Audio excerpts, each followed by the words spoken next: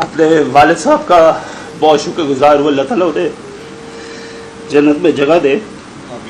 और मेरी माँ, बहनें और मेरी बीवी, मेरे दोस्त जो हर वहाब रियाज ने इंटरनेशनल क्रिकेट से रिटायरमेंट का ऐलान कर दिया। मुशीर खेल पंजाब और फास्ट बॉलर वहाब रियाज ने इंटरनेशनल क्रिकेट से रिटायरमेंट का ऐलान कर दिया। इंटरनेशनल क्रिकेट से रिटायरमेंट लेने के मौके पर वहाब रियाज का कहना था कि नाकाबिल यकीन सफर के बाद बैनुल अक़वामी क्रिकेट से रिटायर होने का फैसला किया है।